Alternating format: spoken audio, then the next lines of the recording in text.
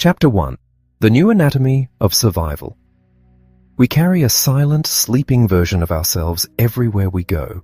We walk through the gleaming lobbies of glass office buildings, board crowded commercial flights, and sit in packed theaters, completely unaware of the shadow self waiting in the wings.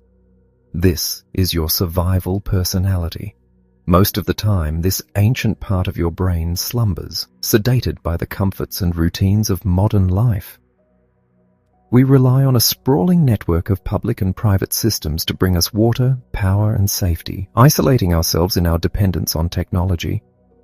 But when the unthinkable happens, when the systems fail and the world tilts off its axis, that sleeping personality wakes up. And very often, it is not the person we expected to meet. Imagine you are standing in the subterranean concourse of a major metropolitan transit hub.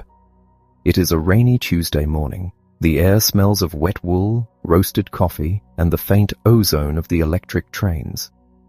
You are shoulder to shoulder with thousands of other commuters. You are thinking about an upcoming meeting, mentally drafting an email, entirely detached from your physical environment. Then, the impossible occurs. A catastrophic structural failure causes the ceiling of the concourse to cave in.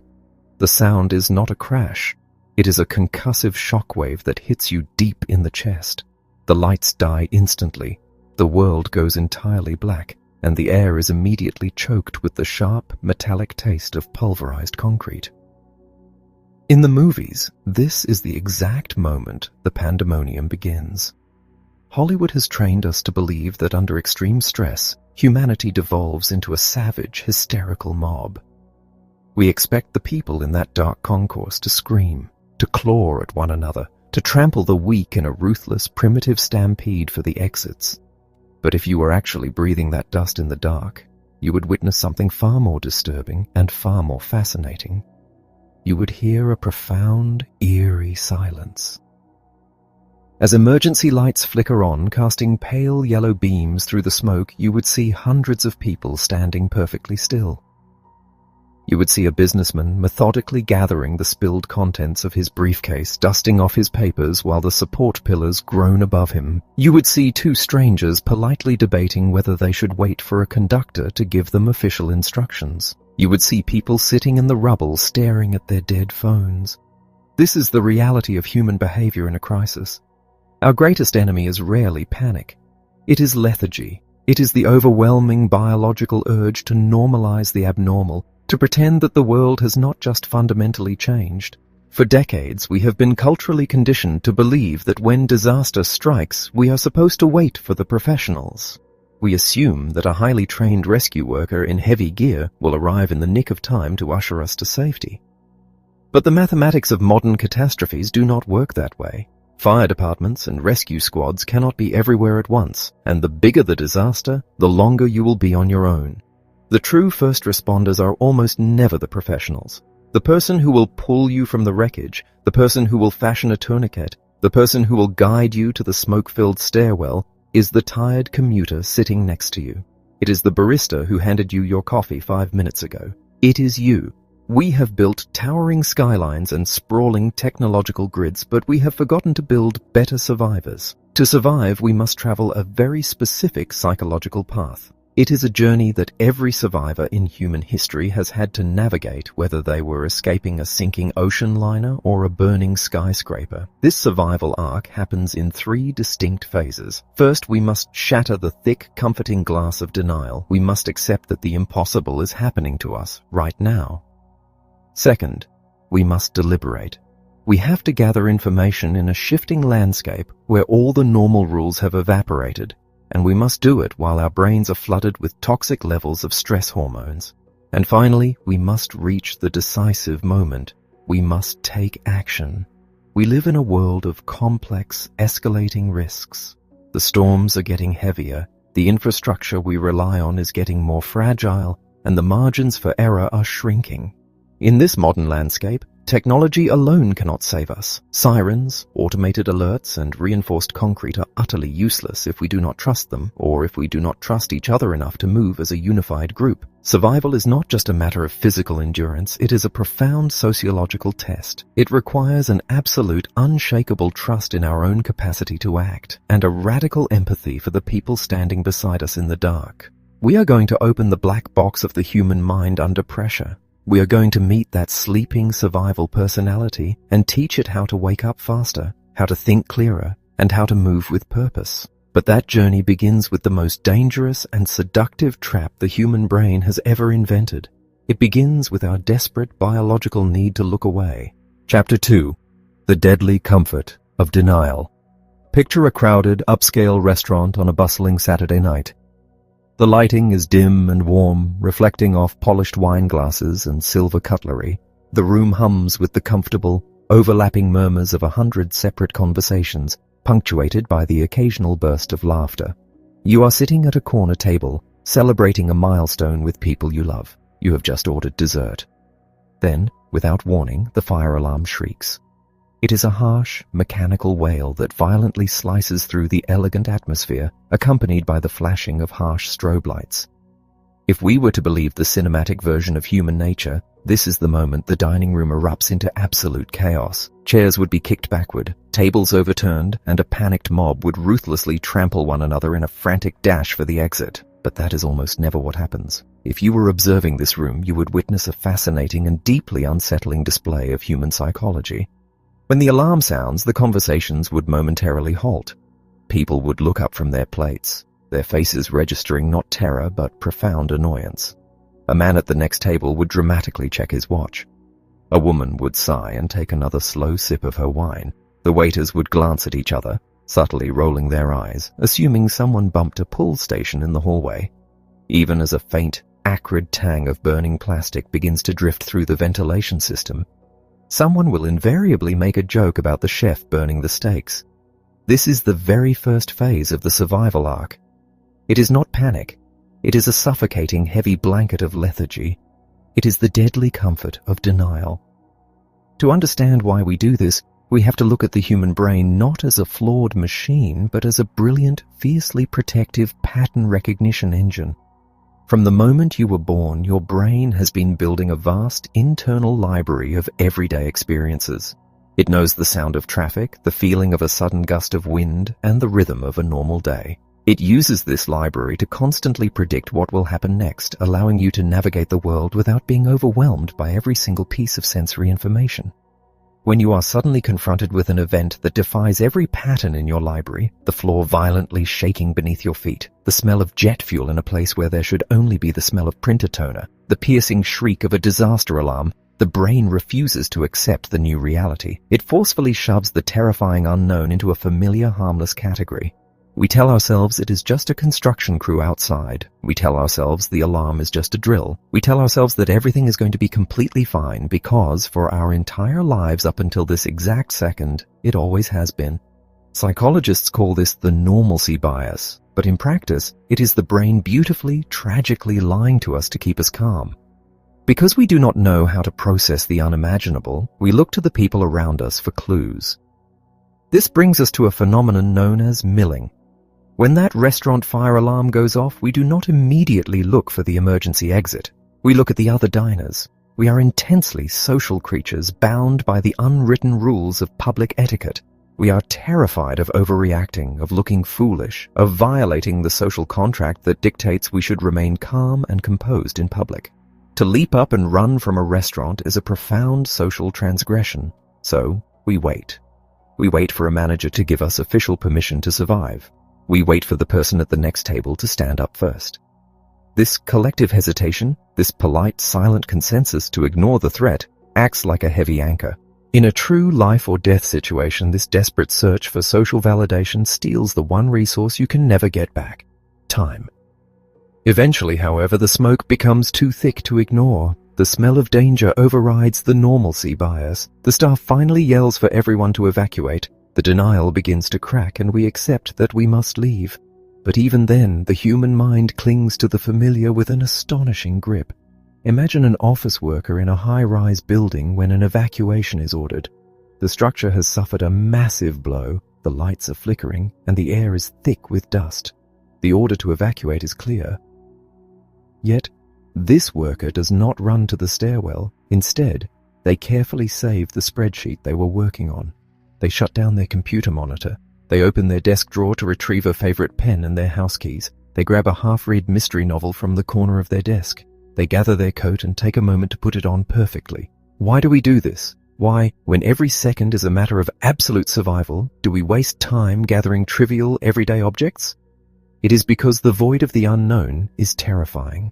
When the world is collapsing around us, we instinctively reach for the things that tether us to our normal identity. Gathering our possessions is a subconscious attempt to exert control over a situation that is completely spiraling out of our grasp. A purse, a book, a jacket. These are totems of the ordinary world. Carrying them into the dark, uncertain stairwell makes us feel, however falsely, that we are still the masters of our own fate, that there is a normal life waiting for us at the bottom of the stairs. As we finally begin to move, our minds deploy one last desperate form of denial. It is known as the illusion of centrality. When you are walking down a smoke-filled stairwell, fleeing a localized disaster, your mind vigorously protects you from the totality of the horror. You convince yourself that the danger is limited entirely to your immediate vicinity. You tell yourself that it is just a small, isolated fire on your floor and that once you step outside the front doors, the sun will be shining, the buses will be running, and the world will be exactly as you left it. Even as evidence mounts to the contrary, the sound of distant explosions, the terrified faces of emergency workers rushing upward, the sheer volume of smoke, the brain actively edits the incoming data. We dissociate. We create elaborate, fictional narratives to explain away the horror unfolding in front of us. If we see something incomprehensible, like massive structural damage, we might instantly rationalize it as a bizarre construction accident.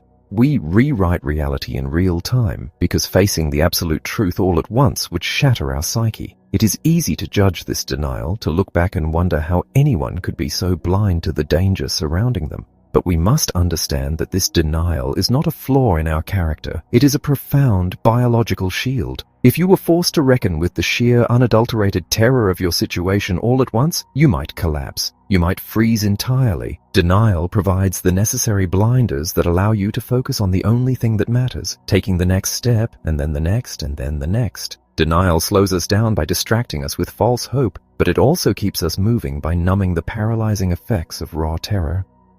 It is the first, most arduous terrain we must cross. But the fog of denial cannot last forever.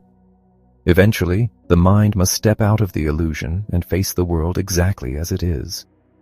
We must leave the comfort of pretending everything is fine and step into the chaotic, terrifying clarity of the second phase of survival. We must begin to deliberate. Chapter 3. The Mathematics of Dread. Think of someone you know. Perhaps a stubborn grandparent, a fiercely independent neighbor, or even yourself, who has lived in the same coastal town or wildfire-prone valley for decades. They know the rhythm of the seasons, the smell of the air before a storm, and the exact way the sky bruises purple when trouble is brewing. Now, imagine a massive, unprecedented weather event is bearing down on their home. The authorities issue urgent, mandatory evacuation orders. The sirens wail. The news anchors plead with the public to leave, yet this highly intelligent, capable, and deeply loving person decides to stay. They board up the windows, stockpile a few gallons of water, and sit down in their living room to ride it out. Why do they stay? When we watch this play out on the evening news, it is entirely too easy to dismiss these individuals as foolish or ignorant. But that is a profound misunderstanding of human nature. This person stays because they are relying on a psychological map that has kept them alive for their entire life. Decades ago, a similar storm came through and the house stood firm. The roof held, the water receded. The human brain is a brilliant, fiercely protective pattern recognition engine. It uses the past to predict the future. The intuitive mind whispers that because we survived yesterday, we will naturally survive tomorrow.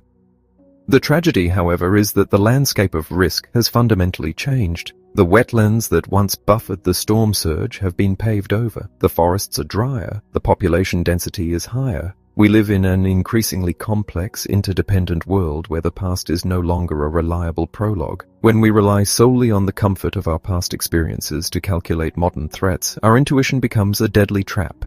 We fail to recognize that the rules of the game have been rewritten while we were busy playing. We like to believe that we are rational creatures. We assume that when we are faced with a threat, our brains perform a clean, objective calculation. We weigh the statistical probability of an event happening against the severity of its consequences. If the probability is high and the consequence is severe, we take action. If the probability is low, we relax. But decades of behavioral science have proven that this is a magnificent delusion. We do not process risk like a calculator. We process risk through a shadowy, deeply emotional filter. If we were to write out the true equation of human risk, it would not just be probability multiplied by consequence. There is a massive overriding variable that dictates almost every decision we make. That variable is dread. Dread is the sum of our evolutionary fears, our need for control, our imagination, and our deep-seated aversions to suffering. It explains the profound disconnect between the things that are statistically most likely to kill us and the things we actually spend our time worrying about. Consider how many people are absolutely terrified of flying on a commercial airplane. The mere thought of turbulence sends their heart rate soaring. To avoid the sky, they will willingly load their family into a car and drive 1,000 miles across the country. Statistically, the highway is a remarkably dangerous place. You are hurtling in a metal box at 70 miles per hour, separated from oncoming traffic by a mere painted line, surrounded by thousands of other drivers who are tired, distracted, or angry. The commercial airplane, conversely, is a marvel of redundant safety engineering, guided by highly trained professionals in tightly controlled airspace. Yet the car feels incredibly safe, and the airplane feels like a death trap. Why? Because the car provides the illusion of control. Your hands are firmly planted on the steering wheel, your foot is on the brake. You believe that your own skill will save you if things go wrong. The airplane strips you of all agency. You are strapped into a tube, rocketing at an unfamiliar altitude, placing your life entirely in the hands of strangers. Furthermore, an airplane emergency is incredibly easy to imagine. Hollywood has provided us with endless, vivid nightmares of plummeting from the clouds. The suffering feels prolonged and dramatic. The scale of the destruction is massive. When a hazard lacks personal control, feels unfamiliar, sparks our darkest imagination, and promises catastrophic scale, the dread factor multiplies exponentially. We become so emotionally overwhelmed by the dread that we completely ignore the actual statistics. We choose the familiar danger over the unfamiliar safety. We fear the shark more than the cholesterol in our arteries. We fear the sensational, orchestrated acts of violence more than the mundane, silent hazards in our own homes. Dread is a masterful manipulator, hijacking our analytical mind and forcing us to act on ancient, evolutionary impulses.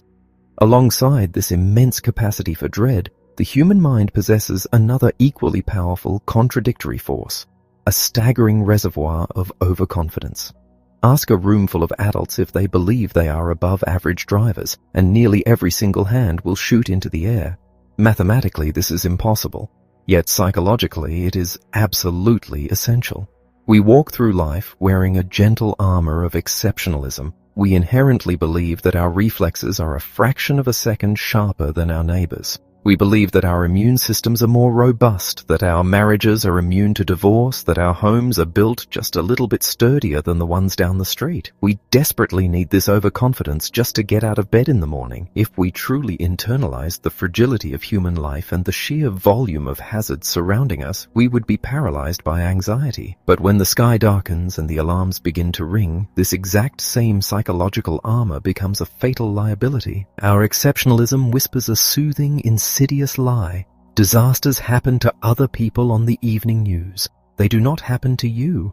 It is this exact combination of normalcy bias and overconfidence that leads a person to stare at rising floodwaters and believe they can safely drive their car through the current. It is what convinces a homeowner that their roof will withstand the hurricane winds even as the trees outside are snapping like twigs. Understanding this deeply flawed emotional mathematics of risk might make it tempting to wish we could strip away our feelings entirely. We might wish to process danger like a cold, calculating machine, guided only by absolute data and pure logic. But neuroscience tells us a fascinating story about what happens when emotion is removed from the human brain. If you were to suffer a very specific injury that severed the emotional centers of your mind, leaving your intellect and logic perfectly intact, you would not become a master of survival. You would become a victim of endless hesitation. Without emotion, you could weigh the pros and cons of evacuating a building for hours, but you would lack the fundamental spark required to actually stand up and walk out the door. Emotion is not the enemy of reason. It is the absolute engine of action. The flush of adrenaline, the tightening of the chest, the urgent whisper of fear. These are the physiological gifts of thousands of generations of ancestors who learned to run when the grass rustled. The goal of a survivor is not to eliminate fear or to silence the intuitive mind. The goal is to educate it. We must learn to recognize when our dread is wildly out of proportion to the actual threat, and when our overconfidence is blinding us to an incoming reality. We must actively seek out cold, hard data to challenge our warm, comfortable assumptions. But for this to work, a profound shift must occur in how we communicate danger to one another. The people tasked with issuing warnings, the meteorologists, the public health officials, the safety engineers, must stop speaking exclusively to the analytical brain. They must stop issuing abstract, color-coded alerts and sterile statistics. They must begin speaking to the human heart. They must explain not just what to do, but why we must do it. They must build trust before the crisis arrives, speaking with radical honesty and deep respect for the psychological hurdles we all face. Because when the decisive moment comes, we will not be calculating probabilities on a spreadsheet. We will be feeling our way through the dark, guided by the stories we believe, the trust we hold, and the quiet, courageous voice that finally tells us it is time to move. Chapter 4. The Trust Deficit. There is a profound difference between a disaster that strikes like a lightning bolt and one that creeps in like the tide. When the earth shakes or a building collapses, the timeline of the catastrophe is brutally short. In the immediate aftermath, a beautiful, almost instinctual solidarity takes over. Strangers pull each other from the rubble, share their coats, and offer up their homes. The suddenness of the threat unites us against a common enemy. But what happens when the disaster does not end in an hour, a day, or even a week? What happens when the threat is invisible, slow-moving, and requires months or years of sustained collective action?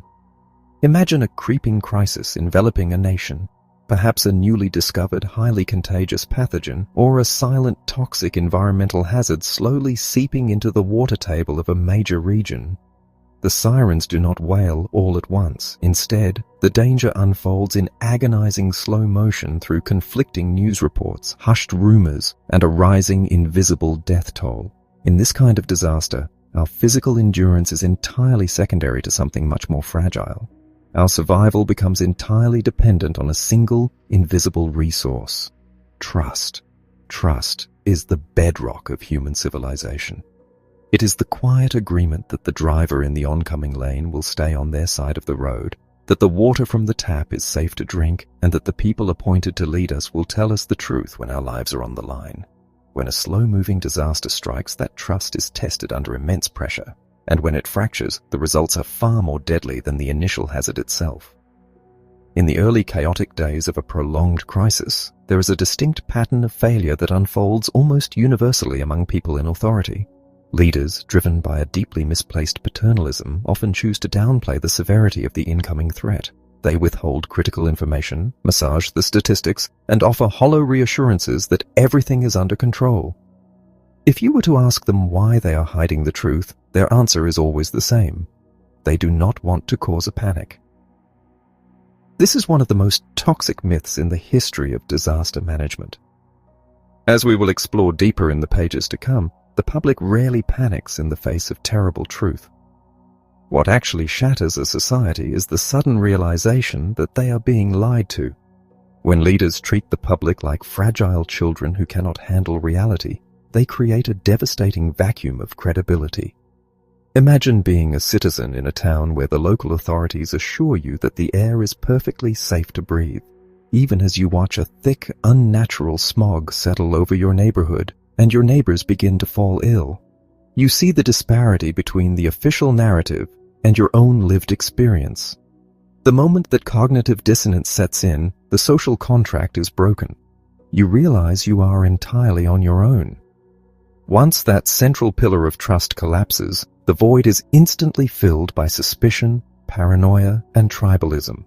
Without a shared objective reality, we retreat into our deeply entrenched ideological corners. The disaster ceases to be a shared human problem and mutates into a cultural weapon. Every piece of scientific data, every safety recommendation, and every piece of protective gear becomes a symbol of political allegiance. This is the deadly feedback loop of polarization. When one segment of a community, fueled by a deep distrust of authority, completely denies the existence of the hazard, they stubbornly refuse to take even the most basic precautions. They view any request for cooperation as an infringement on their personal liberty, but their denial triggers an equally dangerous reaction on the other side. Witnessing this reckless disregard, the opposing segment of the community overreacts. Driven by their own brand of distrust, a distrust of their fellow citizens, they embrace extreme, draconian measures. They might lock themselves in their homes for years, demand the permanent closure of schools, and advocate for devastating economic shutdowns long after the actual data suggests such measures are necessary.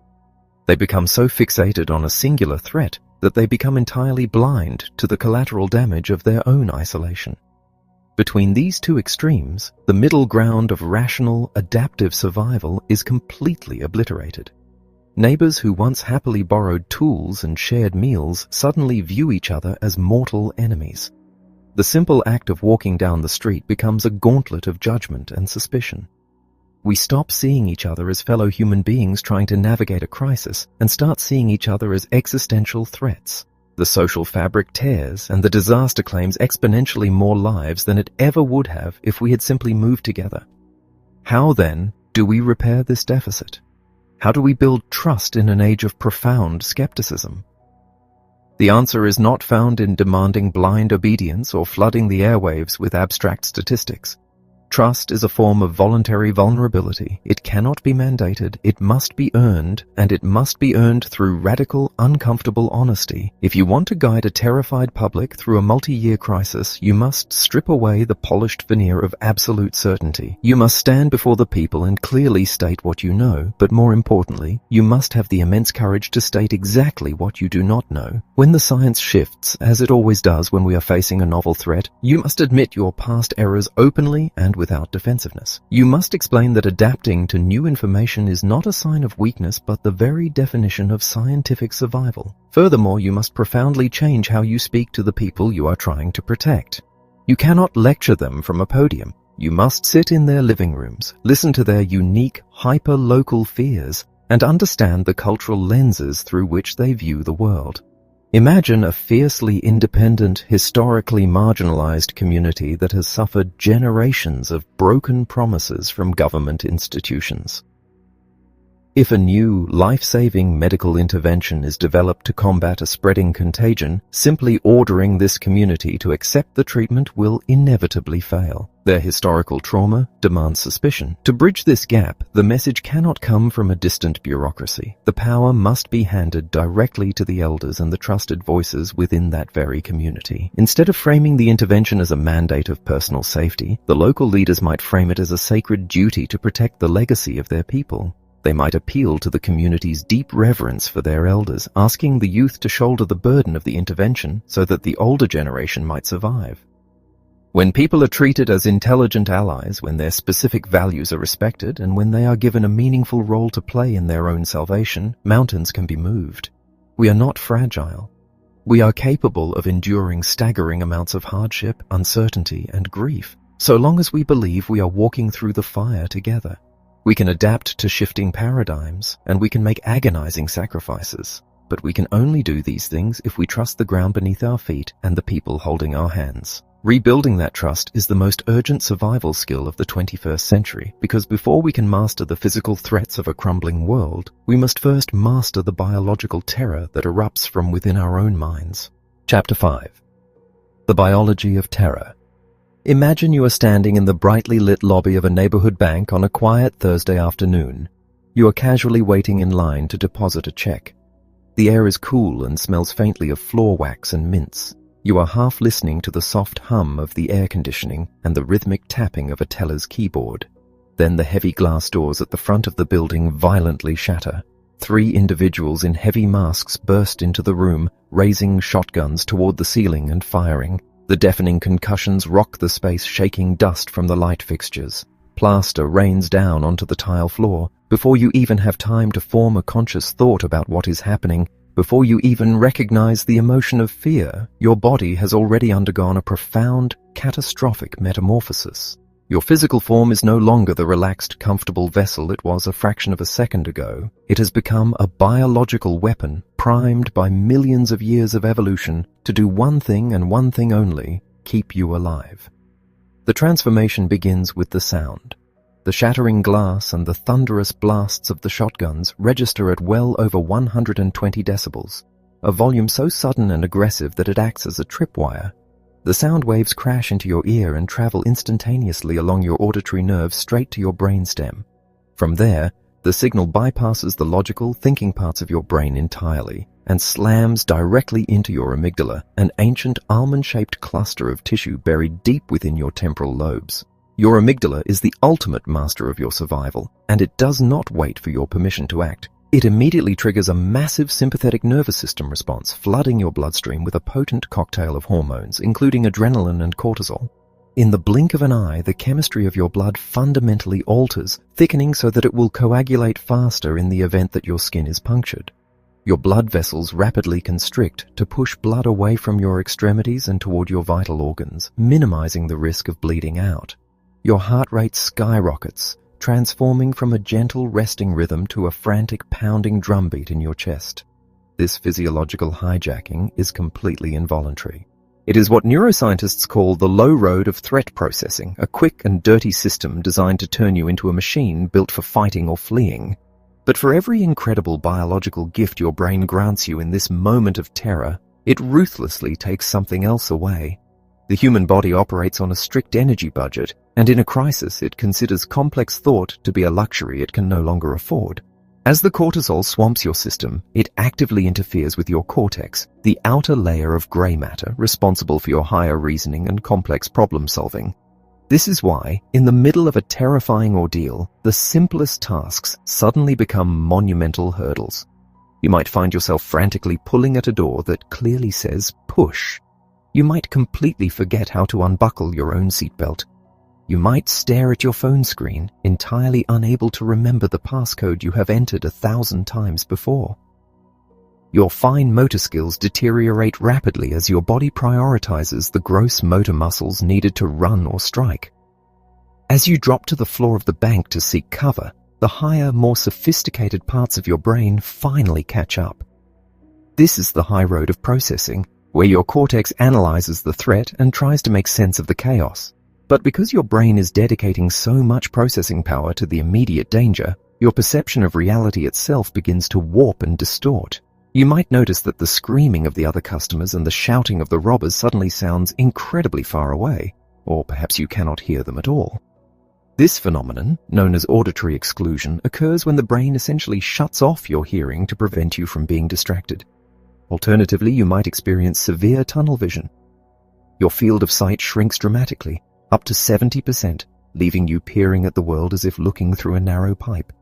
You lose all peripheral awareness, locking your focus entirely on the weapon in the intruder's hand. But perhaps the most unnerving distortion of all is the way you experience the flow of time. As you huddle behind a thick wooden desk watching the terrifying scene unfold, you might feel as though the robbers are moving through thick water. A falling shell casing from a shotgun might seem to float through the air with agonizing slowness. Time feels utterly suspended.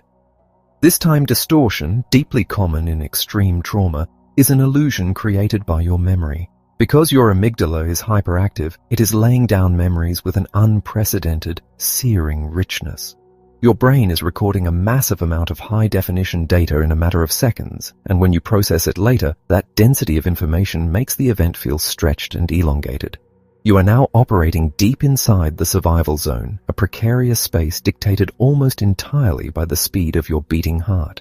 Human performance under stress operates on a bell curve. At a moderately elevated heart rate, between 115 and 145 beats per minute, you're actually at your physical peak. Your reaction times are faster and your senses are sharp. But as the terror mounts and your heart rate pushes past 145 beats per minute, the biological unraveling begins. At this heightened state, your voice begins to shake uncontrollably. The blood has retreated so deeply into your core that you lose the complex motor control of your larynx. Your face goes pale. As your heart continues to race, pushing higher and higher, your body begins to default to symmetrical movements. If you are startled, your hands will automatically clench into fists and rise to protect your face, a deeply ingrained flinch response that no amount of willpower can entirely stop.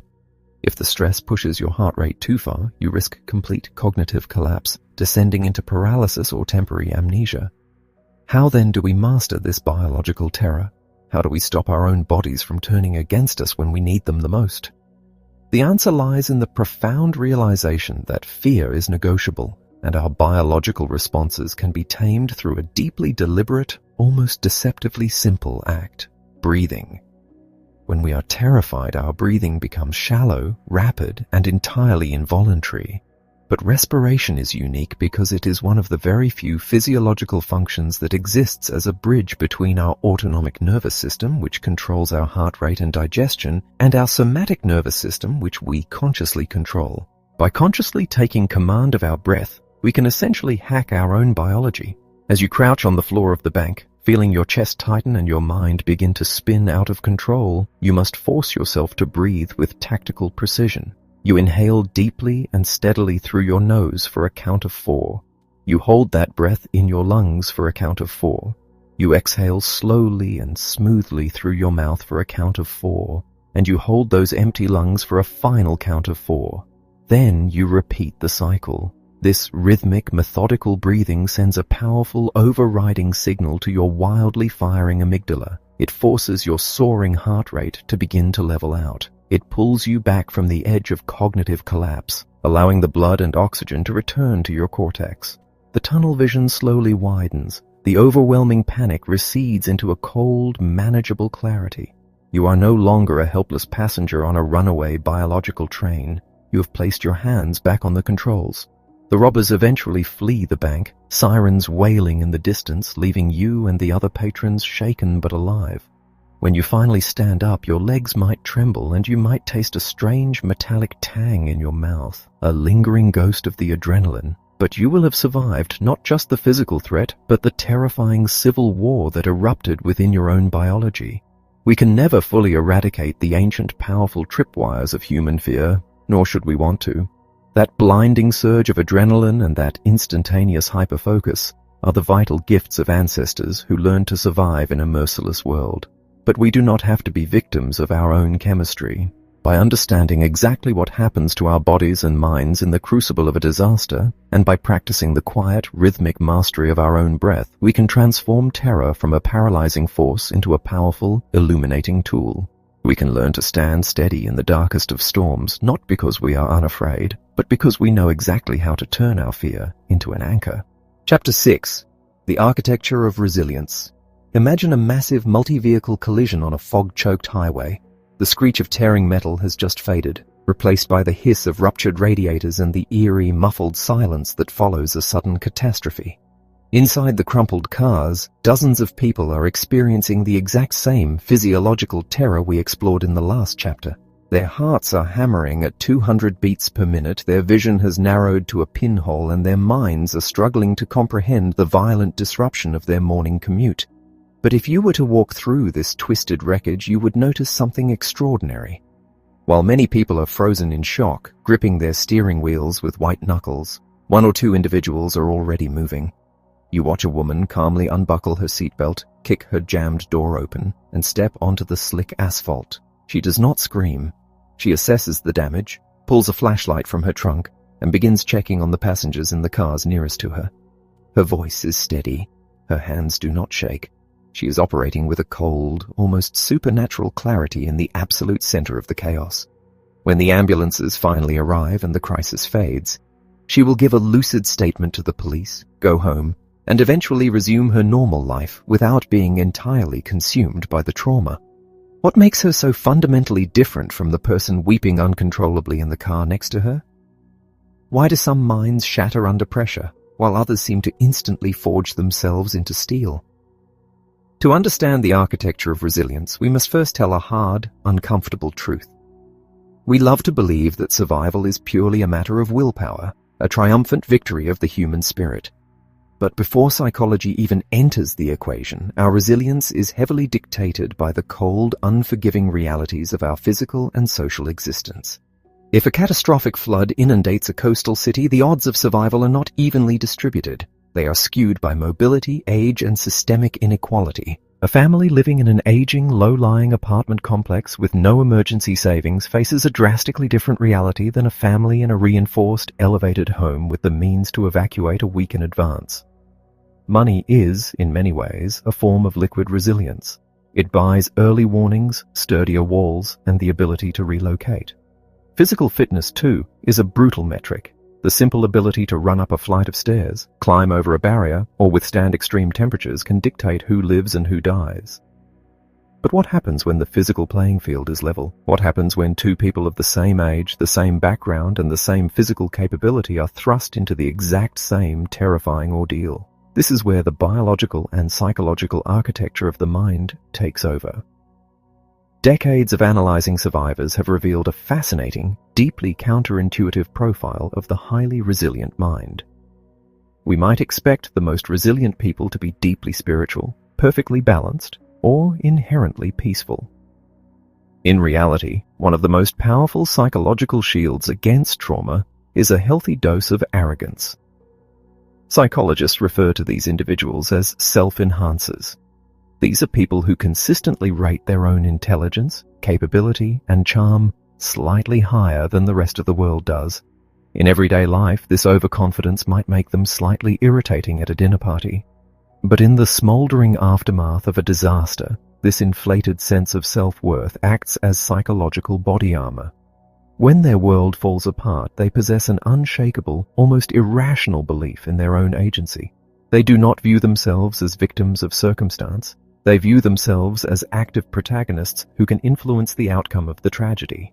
This internal locus of control insulates them from the crushing weight of helplessness, which is the true root of long-term psychological damage.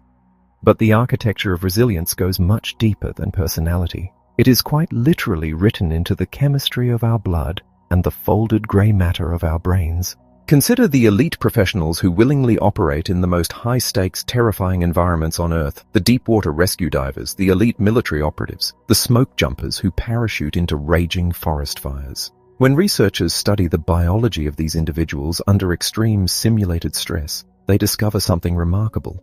While a normal person's brain becomes flooded and impaired by the toxic wash of stress hormones, the brains of these highly resilient individuals secrete a specific, powerful chemical buffer. This biological compound acts like a windshield wiper for the mind, clearing away the fog of panic and allowing them to maintain intense focus on complex tasks. Even more fascinating is how these resilient minds process reality on a daily basis.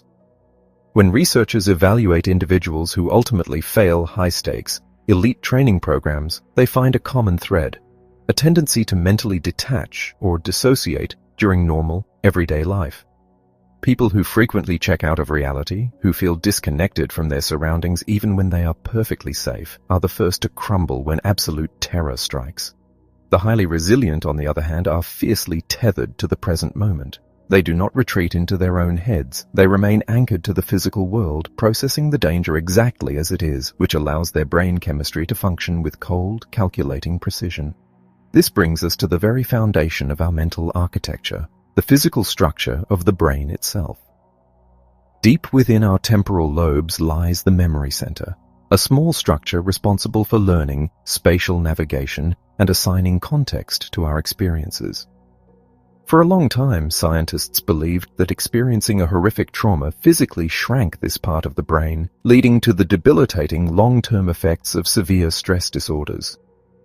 But groundbreaking studies, observing individuals before and after they were exposed to intense trauma, revealed a stunning reversal. The trauma did not necessarily shrink this memory center. Instead, people who were born with a smaller, less robust memory center were simply far more susceptible to being permanently scarred by the trauma. Think of this memory center as the filing cabinet of your mind. When you survive a terrifying event, a robust filing cabinet allows you to correctly categorize the memory. Your brain files it under terrible event that happened in the past. It provides context. You understand that the danger is over, and you can walk into a crowded room a year later without your heart racing. But if that filing cabinet is small or inefficient, the terrifying memory cannot be properly stored. It spills out into the open, leaking into your everyday life, causing your body to react as if the disaster is happening all over again every time you hear a loud noise. Understanding this complex architecture, the interplay of physical advantage, psychological confidence, unique brain chemistry, and anatomical structure, might make resilience seem like a genetic lottery. You might wonder if you are simply born with the right armor or doomed to shatter without it. But the human brain is not a static block of stone. It is highly plastic, constantly wiring and rewiring itself based on our experiences. We can actively build our own resilience. We can cultivate an internal locus of control by purposefully placing ourselves in challenging, uncomfortable situations and proving to ourselves that we can overcome them. We can stretch our stress tolerance through rigorous, realistic training, teaching our bodies that a racing heart is not a death sentence but a tool to be utilized. We can construct a resilient mind brick by brick. But individual resilience is only one pillar of survival. No matter how confident, chemically balanced, or highly trained we are, we rarely face the fire alone. Our ultimate test is not just how well we manage the terror within our own minds, but how we navigate the chaotic, unpredictable, and powerful forces of the people standing right next to us. Chapter 7. The Wisdom and Madness of Crowds. Imagine a grand, sprawling mountain lodge on the eve of a new year. Outside, the snow is falling in heavy, silent drifts, blanketing the isolated roads. Inside, the atmosphere is electric. A jazz band is playing in the main ballroom, the brass echoing off vaulted wooden ceilings. Hundreds of people are dressed in their absolute best, swirling around ice sculptures and towering floral arrangements. Waitstaff weave through the crowd, carrying silver trays of champagne. It is a scene of perfect, orchestrated luxury. Then, an acrid smell begins to seep through the ventilation grates. It is faint at first, easily mistaken for a poorly drafted fireplace. But soon, a thick ribbon of black smoke curls out from the kitchen doors. The music falters. The clinking of glasses stops. If you have never been in a disaster, you might assume that this is the moment the crowd breaks apart, that every single person instantly reverts to a selfish, primitive state, shoving their neighbors aside to reach the heavy oak doors at the front of the lodge. You might imagine a chaotic, violent free-for-all. But if you were standing on a balcony watching this scene unfold, you would see something entirely different. Something profoundly beautiful and terribly dangerous all at once.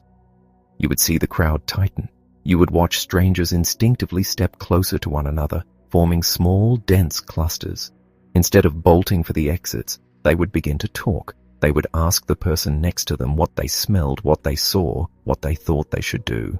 This is the phenomenon of milling, a powerful social reflex where we desperately seek consensus before we take action. We are terrified of stepping out of line, of being the one person who overreacts and breaks the social contract of the evening. We want the group to validate our fear, but as the smoke thickens and the reality of a massive fire sets in, an even more astonishing psychological mechanism takes over.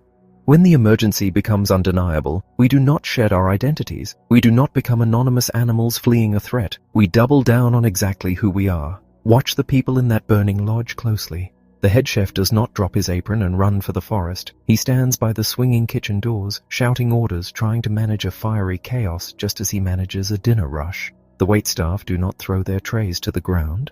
They calmly walk from table to table, politely informing guests that they need to step outside, maintaining the posture of service even as the heat blisters the paint on the walls.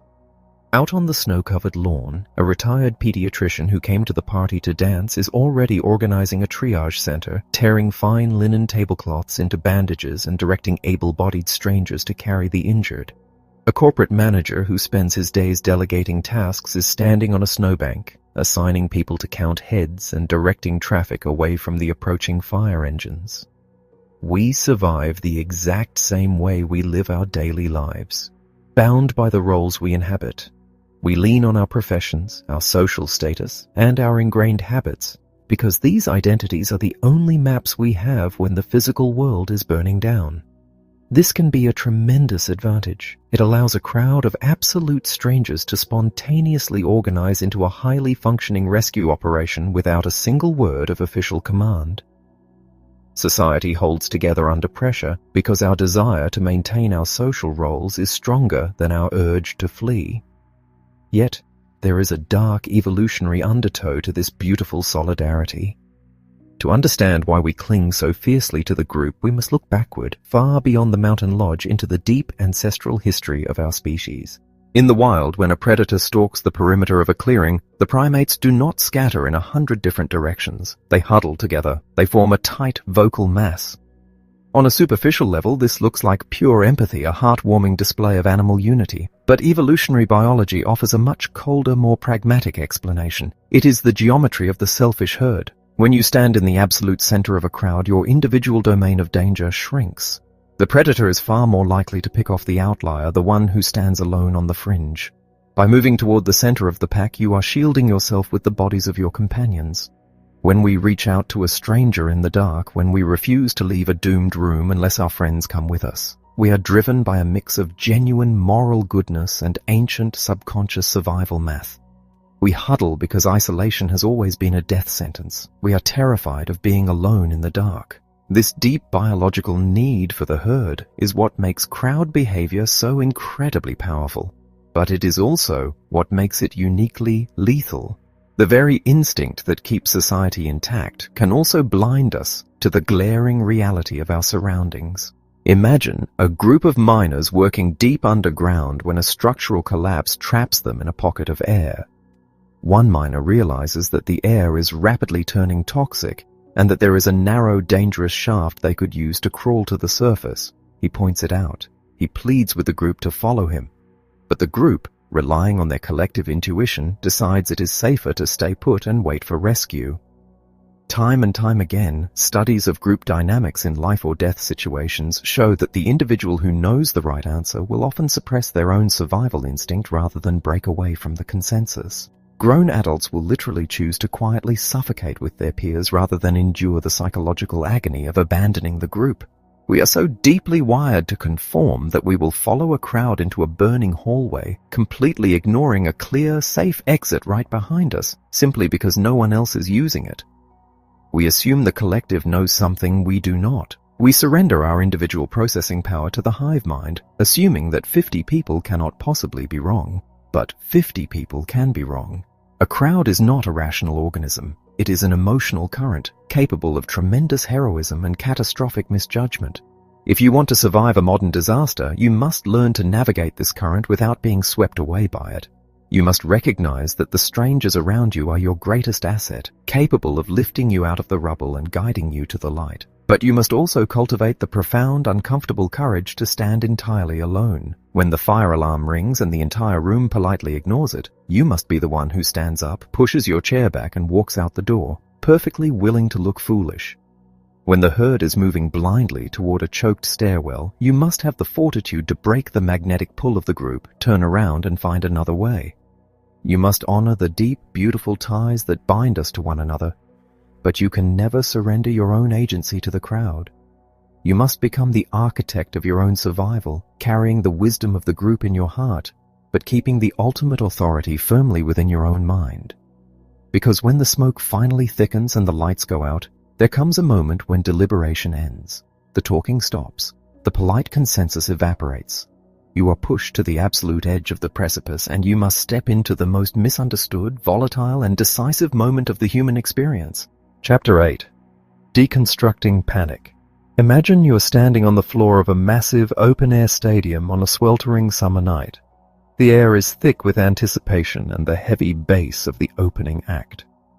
You are completely surrounded, pressed shoulder to shoulder in a sea of tens of thousands of joyous, singing people. The energy is electric, a collective euphoria that vibrates right through the soles of your shoes. But then, a sudden sharp sound cracks through the music. It sounds like an explosion. Plumes of thick, acrid smoke begin to billow from the stage, and the lights abruptly cut out. If we rely on the stories we have been told our entire lives, we know exactly what is supposed to happen next.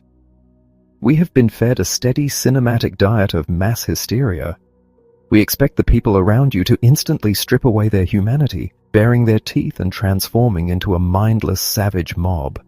We expect them to trample the weak, shove their neighbors to the ground, and claw their way toward the exits in a blind, selfish frenzy. We are taught that beneath our polite society lies a dormant beast of panic, waiting for a single spark to unleash absolute anarchy. But this narrative is a profound, damaging myth. If you were truly standing in that stadium, you would not witness a sudden descent into savagery. You would see something deeply human, and then, if the conditions aligned just wrong, you would experience a terrifying lesson in physical science. True panic is exceptionally rare. Time and time again, when researchers study human behavior in the darkest moments of our history, they find that people do not inherently lose their minds.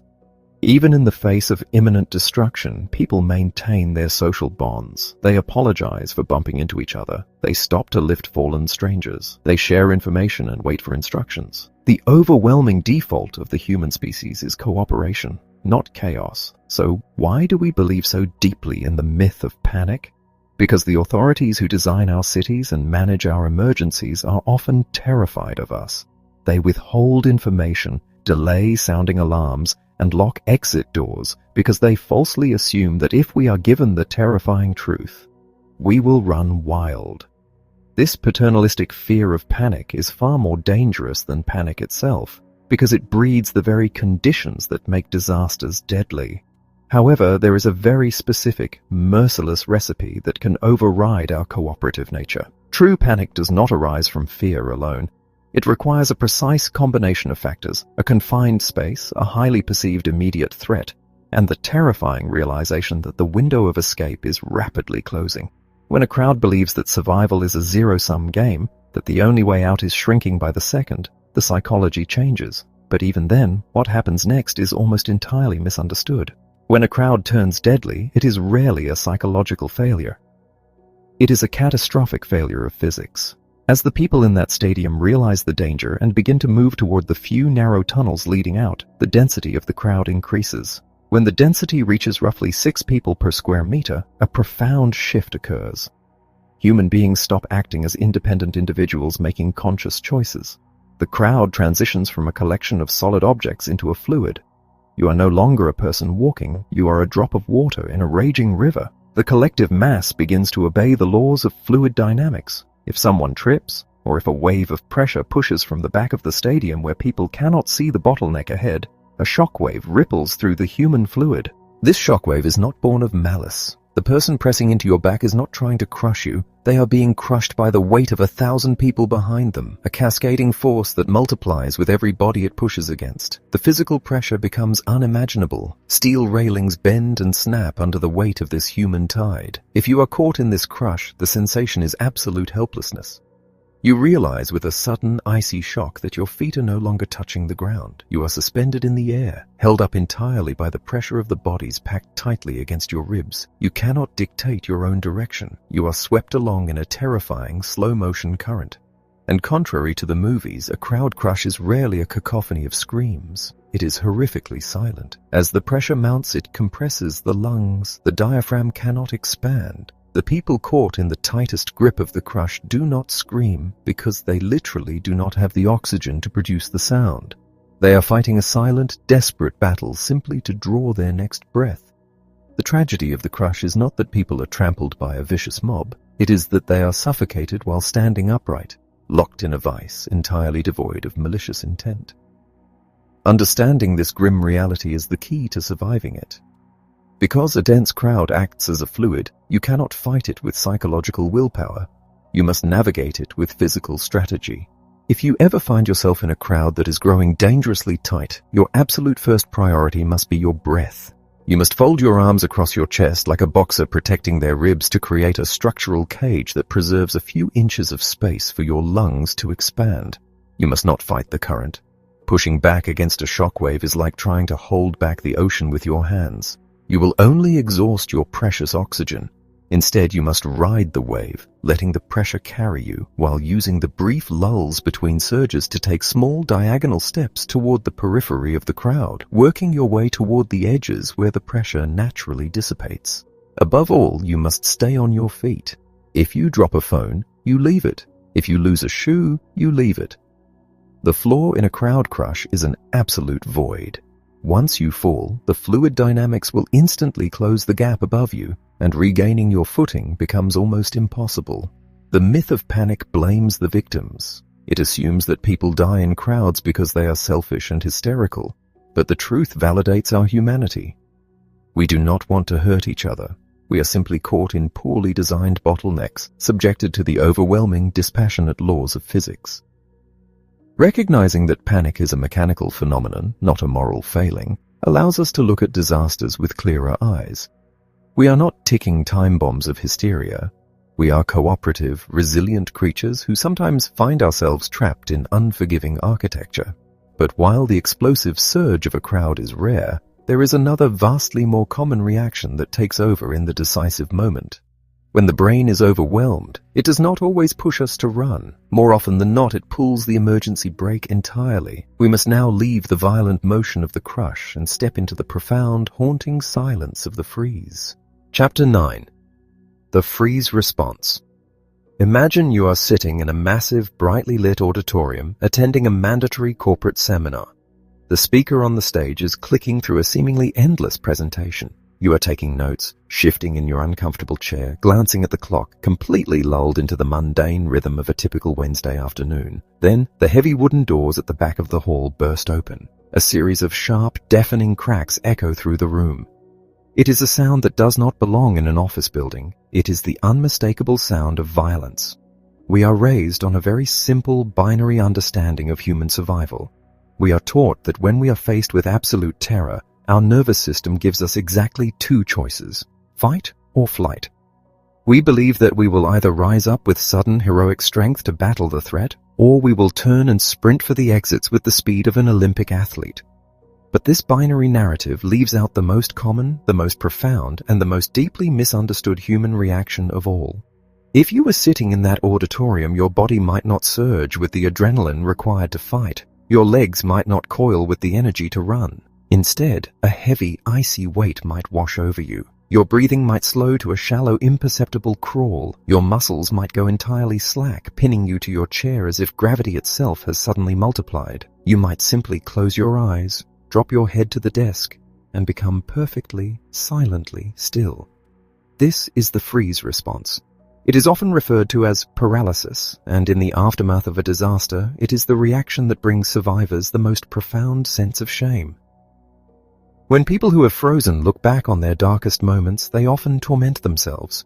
They ask why they did not run. They ask why they did not fight back. They view their immobility as a moral failing, a sign of ultimate cowardice. But freezing is not cowardice.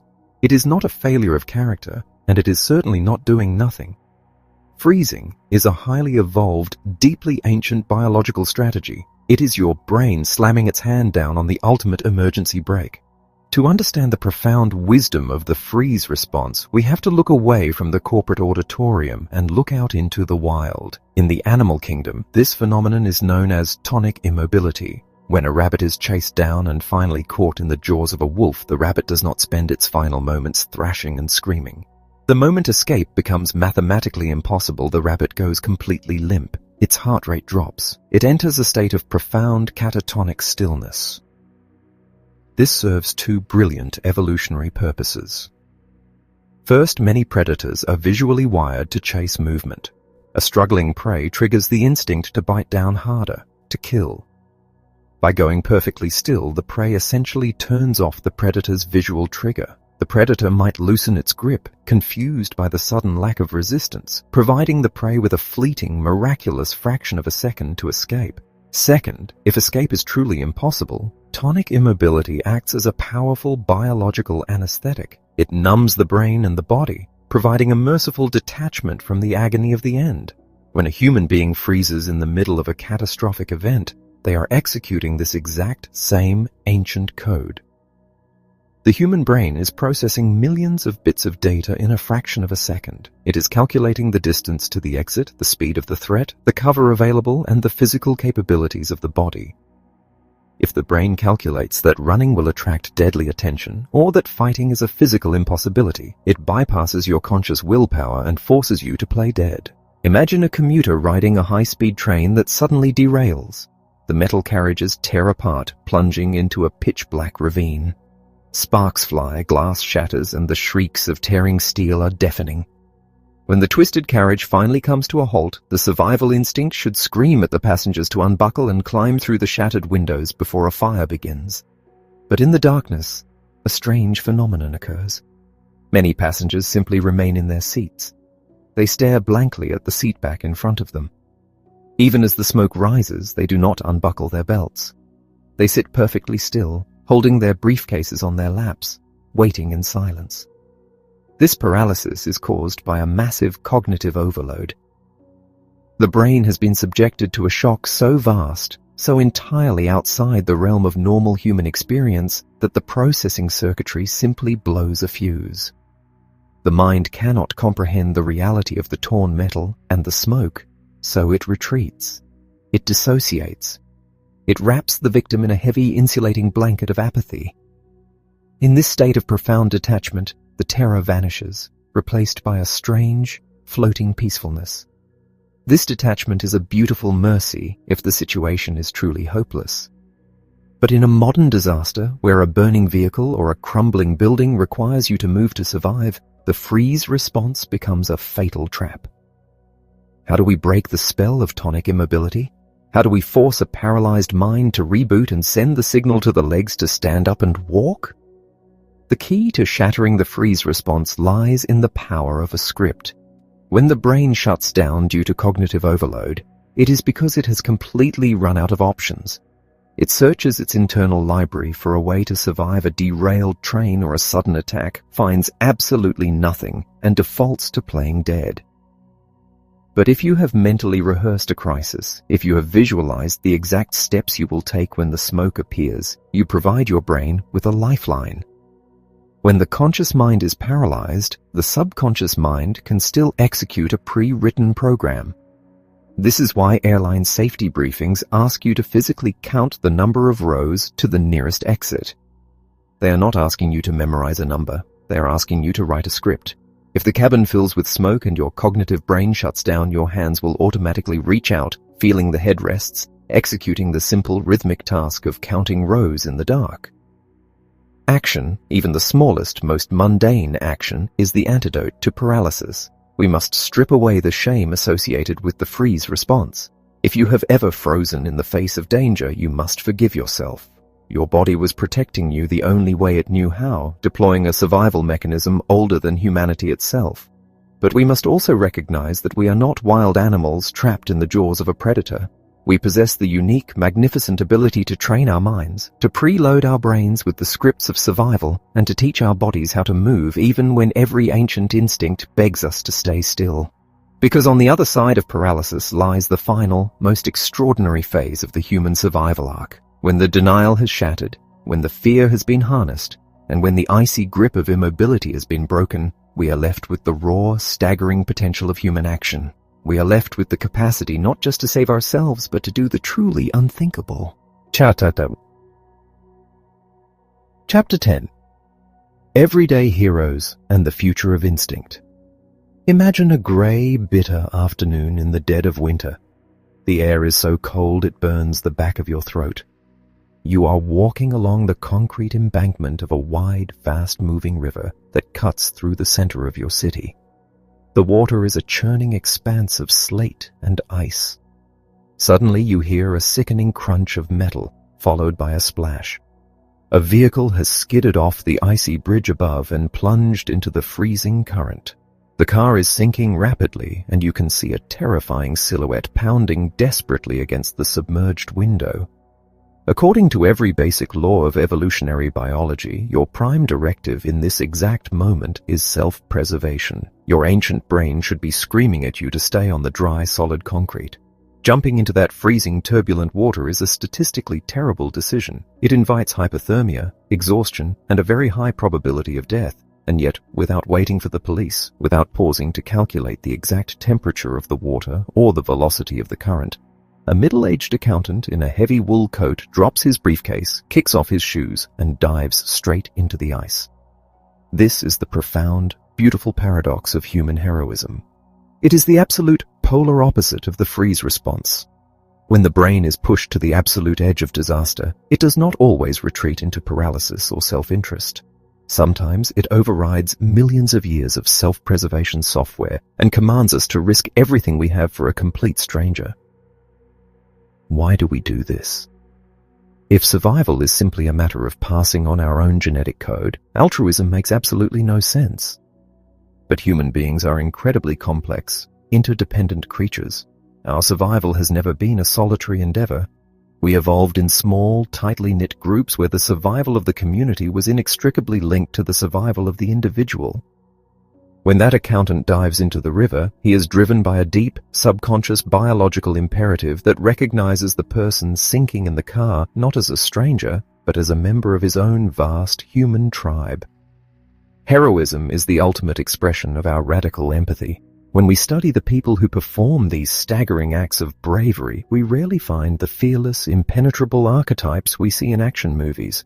Everyday heroes are astonishingly ordinary. They are school teachers, delivery drivers, and retail workers. But beneath the surface of their ordinary lives, they possess a quiet, unshakable internal locus of control. They believe, on a fundamental level, that their actions matter. When the world breaks down around them, they do not wait for permission to act, and they do not assume someone else will handle the problem. They look at the chaos, identify the space where they can make a difference, and they step into the void. The existence of heroism proves that we are not entirely at the mercy of our darkest fears. We possess a staggering capacity for courage, but we cannot build a resilient society by simply hoping that a spontaneous hero will be present every time a building burns or a flood wall breaks. We cannot rely on blind luck or untested bravery. We must take the profound lessons of the survival arc, the dangers of denial, the mathematics of dread, the mechanics of panic, and the power of resilience, and use them to forge a completely new set of human instincts. For centuries, we believed that instincts were entirely rigid, a set of genetic instructions printed in stone before we were even born. But modern neuroscience has revealed a breathtaking truth. The human brain is beautifully, endlessly plastic. We are constantly wiring and rewiring our neural pathways based on our experiences and our environment. This means that we do not have to be trapped by the ancient tripwires of our evolutionary past. We can actively design and build new instincts. Think about the simple act of looking both ways before you cross a busy intersection. You were not born with a genetic predisposition to fear oncoming traffic. There is no ancient DNA that understands the velocity of a speeding truck. Yet, you look left, then right, then left again, completely automatically, without ever having to consciously think about it. You do this because you were culturally trained to do it. The repetition of that training carved a new, automatic pathway into your brain. You took a modern hazard, and you built a cultural instinct to survive it. We must apply this exact same logic to the broader, more terrifying hazards of our modern world. We must weave disaster preparedness into the very fabric of our everyday culture, stripping away the paranoia and replacing it with quiet, confident routine.